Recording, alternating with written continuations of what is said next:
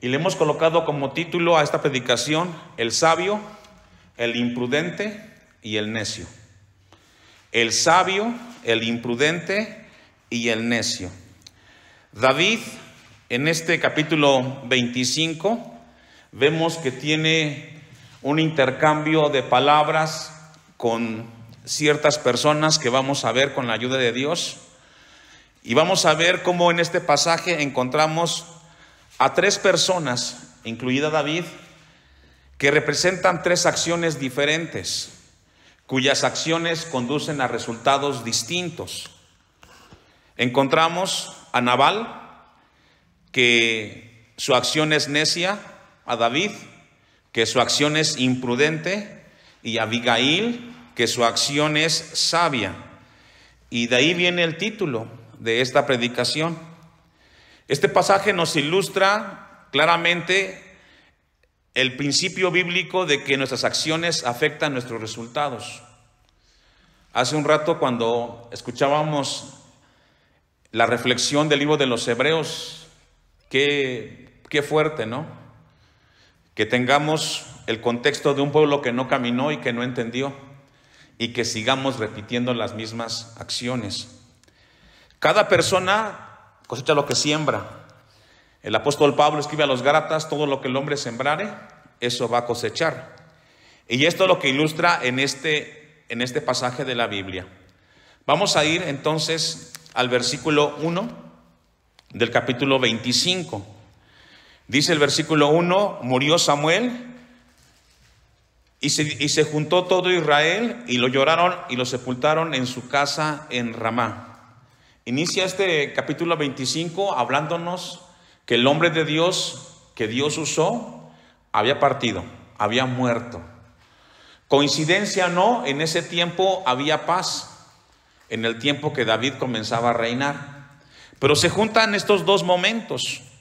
Por un lado, David va dirigiéndose para reinar, y por otro lado, Samuel deja su tiempo aquí en la tierra.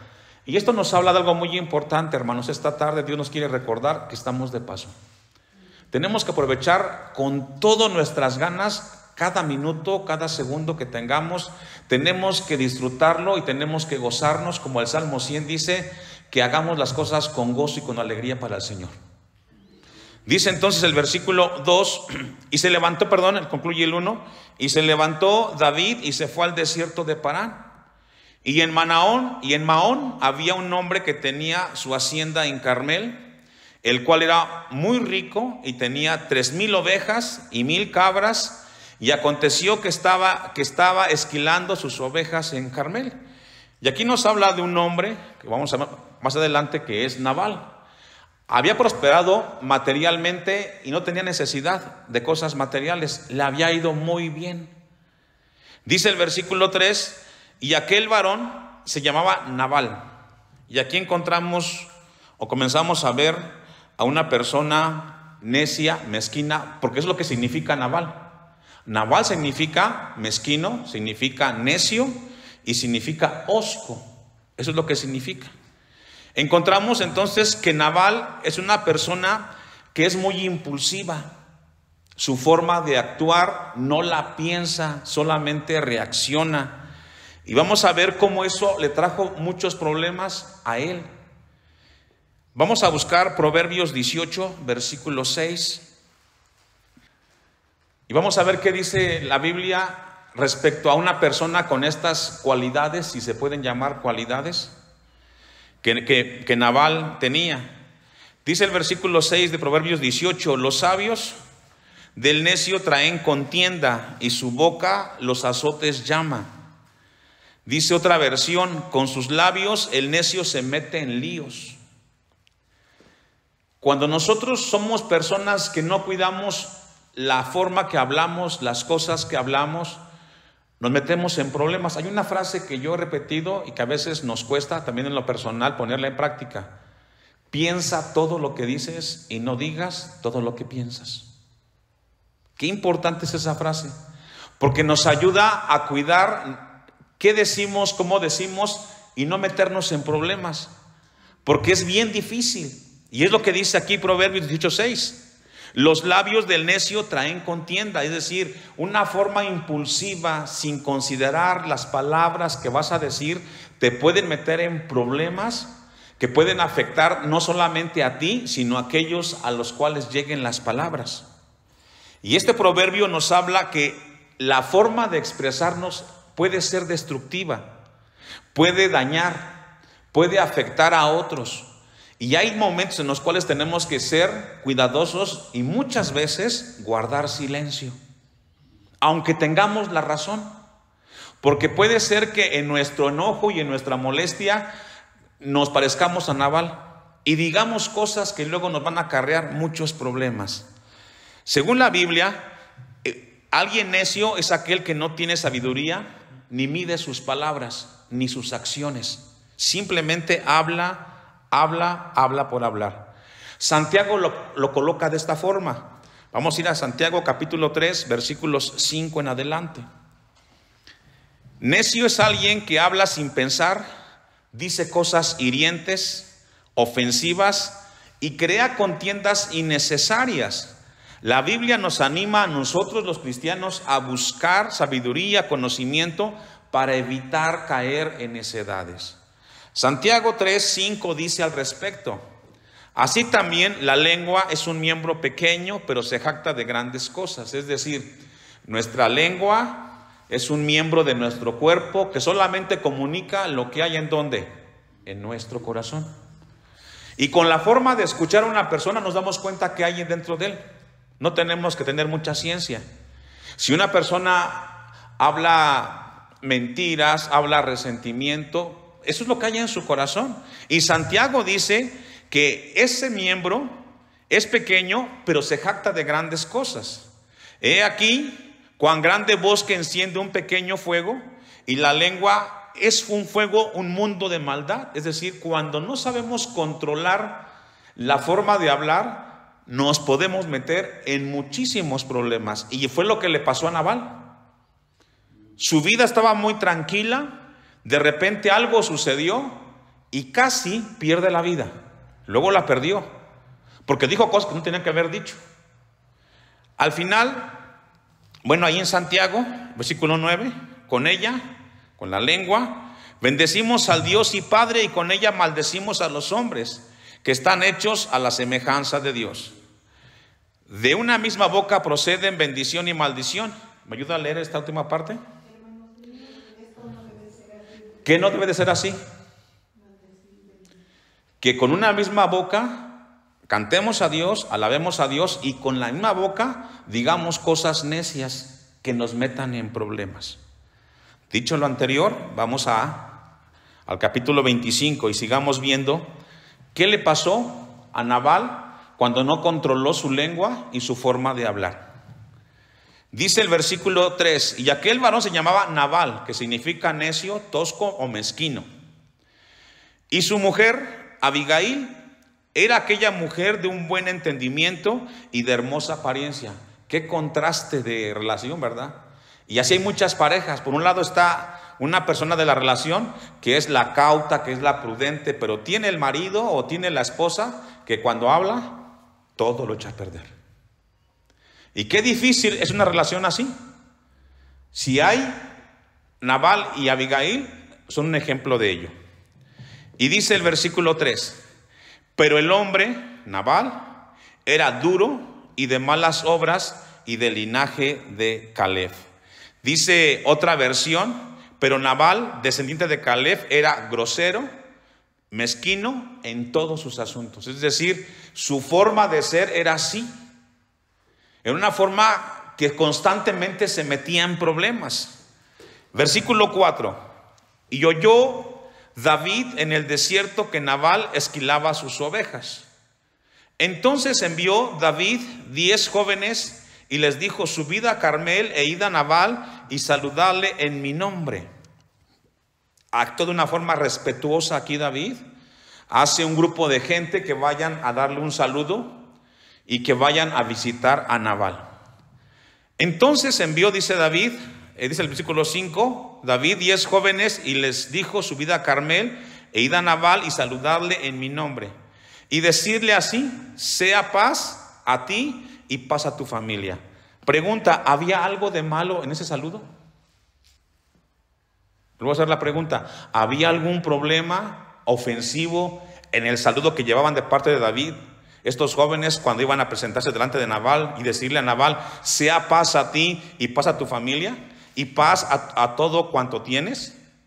La respuesta es no, no tenía nada que ver. Era un saludo de cortesía, de cordialidad, de amistad que estaban teniendo en ese momento. Y dice el versículo 7, he sabido que tienes esquiladores, ahora tus pastores han estado con nosotros, no les tratamos mal, ni les faltó nada en todo el tiempo que has estado en Carmel. Preguntad a tus criados y ellos te lo dirán. Hallen por tanto estos jóvenes gracia en tus ojos, porque hemos venido en buen día. Te ruego pues que des lo que tuvieres a mano de tus siervos y a tu hijo David. Es decir, además del saludo, le comenta a Nabal a través de sus hombres, David, que si han tenido tranquilidad, que si nunca les robaron nada o nunca perdieron algún ganado, también ellos contribuyeron para ello. Y que si tenía algo que le pudiera ayudar a David o a sus soldados, que le enviaran un presente. Nada ofensivo encontramos en ese lugar. Versículo 9, cuando llegaron los jóvenes enviados por David, dijeron a Nabal todas estas palabras en nombre de David y callaron. Y Nabal respondió a los jóvenes enviados por David y dijo, ¿quién es David? ¿Y quién es el hijo de Isaí? Muchos siervos hoy hay que huyen de sus señores. ¿He de tomar yo ahora mi pan, mi agua y la carne que he preparado para mis esquiladores y darla a hombres que no sé de dónde son? ¿Qué forma impulsiva, qué forma equivocada de Nabal? Primero él dice mis cosas. Tenemos que reconocer siempre, hermanos, que aunque tengamos cosas, no son nuestras. Dios nos las dio. Y es gracias a Dios que tenemos lo que tenemos. Y que si en algún momento lo que tenemos o lo que Dios nos ha dado a tener sirven para las cosas de Dios, tenemos que hacerlo con gozo y con alegría para el Señor. Pero encontramos que el lenguaje de Nabal, la forma como contesta, primero dice, ¿quién es David? ¿Y quién? ¿Por qué tengo que darle a él de mis cosas? Y aquí encontramos un corazón orgulloso. Encontramos a una persona que realmente no entendía lo que estaba diciendo. Y estaba a punto de meterse en un problema gravísimo. Vamos a una cita, 1 Timoteo 6, 17 y 18. 1 Timoteo dice, a los ricos de este siglo manda que no sean ¿qué? Altivos, ni pongan la esperanza ¿en qué, hermanos? En las riquezas. Y eso es lo que dice la Biblia en el Nuevo Testamento en cuanto al tema de las cosas que podemos tener en esta tierra. El mensaje que Dios le da a Pablo que le comunique a Timoteo, que era pastor de la iglesia, le dice, dile aquí Timoteo en la iglesia a la gente que tiene cosas materiales, porque no es con la gente de afuera, es con la gente de la iglesia. A los ricos de este siglo manda que no sean altivos ni pongan la esperanza en las riquezas, las cuales son inciertas. Y esto es muy cierto, hermanos. Las cosas materiales las tenemos y se pueden perder en cualquier momento. Echemos un vistazo al tema ahorita allá en Naucalpan, con el tema del agua, las inundaciones. Por mencionar ejemplos, de repente viene algo que ni siquiera lo tienes contemplado y se te acaba lo que tienes. Lo más importante es tener a Cristo en nuestro corazón. Dice el versículo 17, que nos da todas las cosas, sino en el Dios vivo que nos da todas las cosas en abundancia para que las disfrutemos. Y ahí está un mensaje esta tarde. ¿Es importante el dinero? Sí, claro, el trabajo, pero no por encima de Dios. Lo más importante es Dios, que de Él viene todo lo que tenemos. Versículo 19, el 18, perdón, que hagan bien, que sean ricos en buenas obras, ¿qué más? Dadivosos y generosos. ¿Con quiénes? Con los que tengas frente, con los que te toque en algún momento compartir un poco de lo que tú tienes.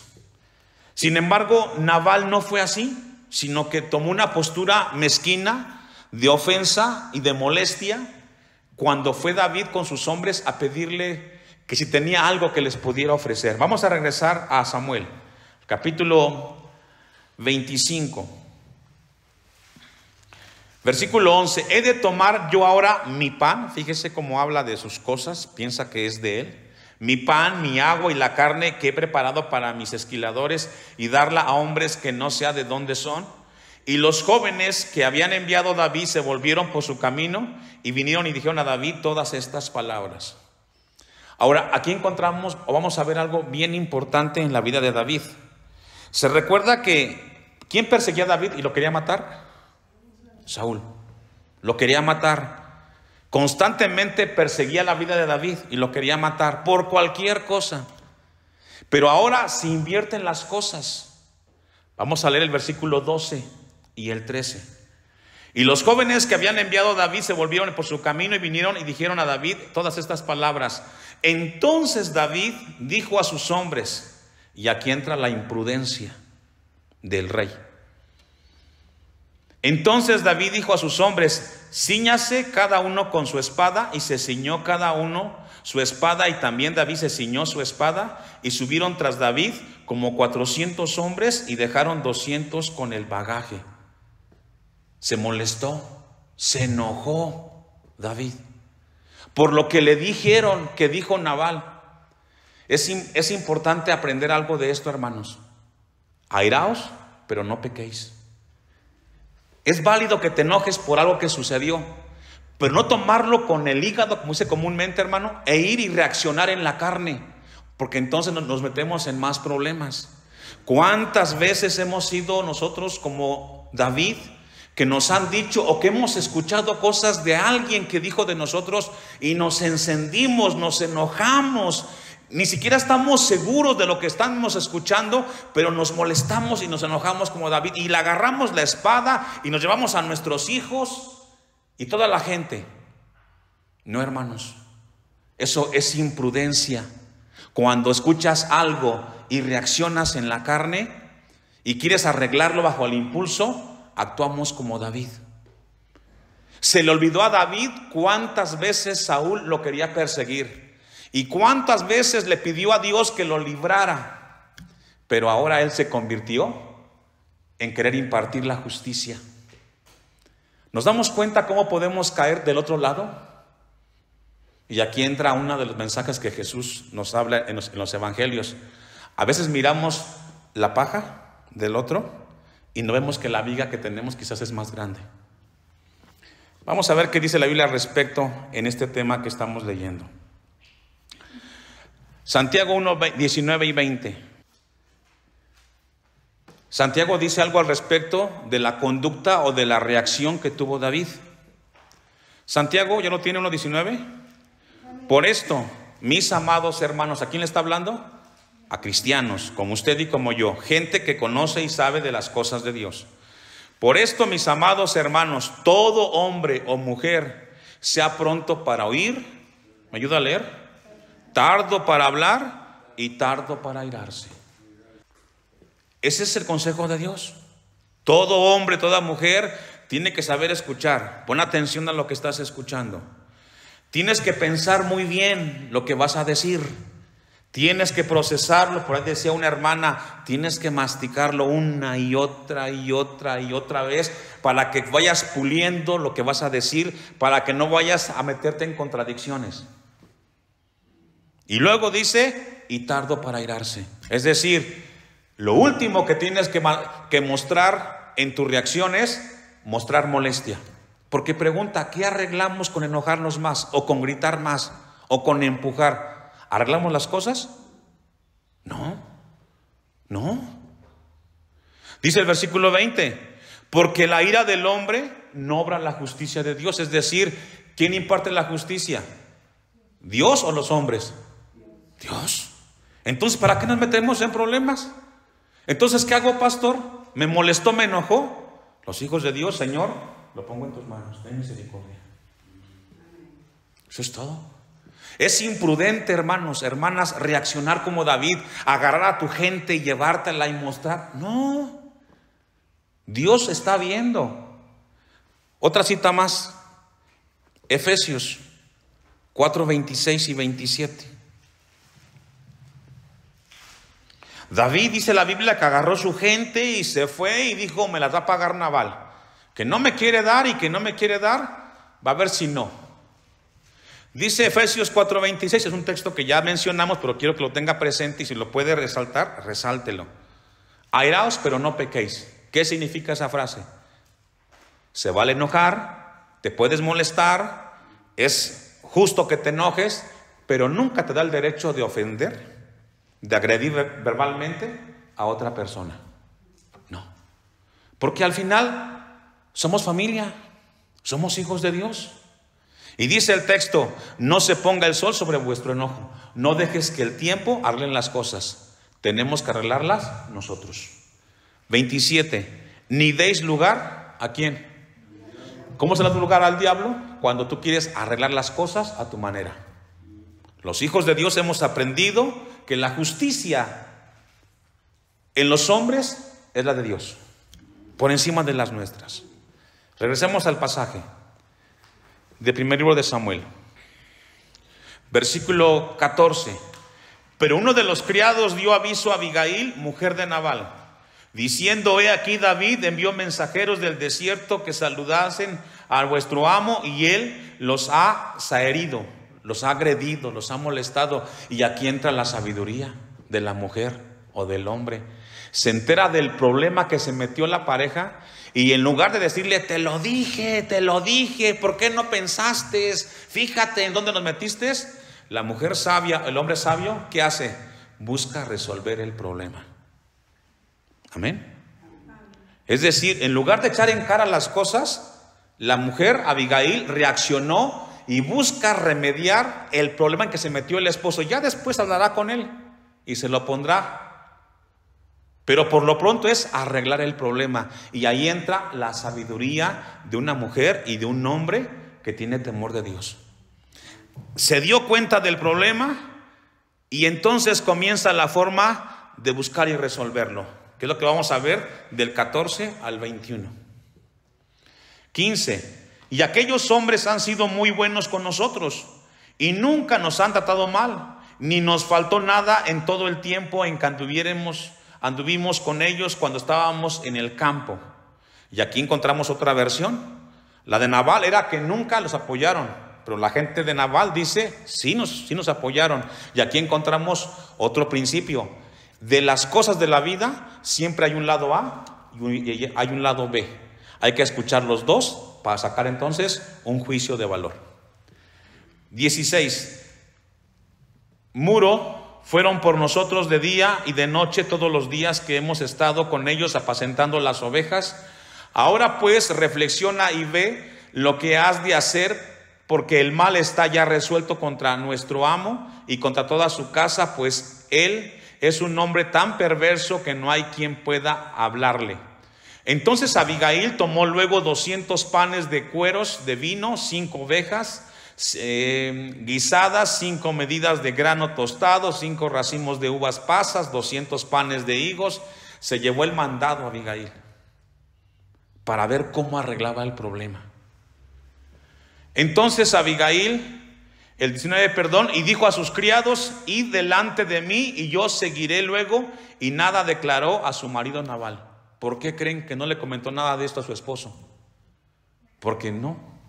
O sea, la gente necia es necia y no va a entender. Pero el que es prudente y sabio, hermanos, hermanas, va a buscar la forma de arreglar los problemas. Esta tarde nos llevamos de parte de Dios que podemos estar en las 3 categorías. Una, necio como Nabal. Otra, imprudente como David. O tercera, sabia como Abigail. ¿Con quién de los 3 se identifica usted? ¿O quisiera identificarse? ¿El que se mete en problemas, el que reacciona en la carne, o el que busca siempre tener la paz? Decía algo muy cierto la hermana Evangelina. No solamente es escucharlo, no, hay que ponerlo en práctica. Allá, en el diario vivir, ahí en la casa, con la familia, con los hijos, con la nuera, con el yerno, con el esposo, con los vecinos. Ahí hay que poner en práctica esto que estamos escuchando. Porque ahí, hermanos, es donde vamos a crecer y a madurar.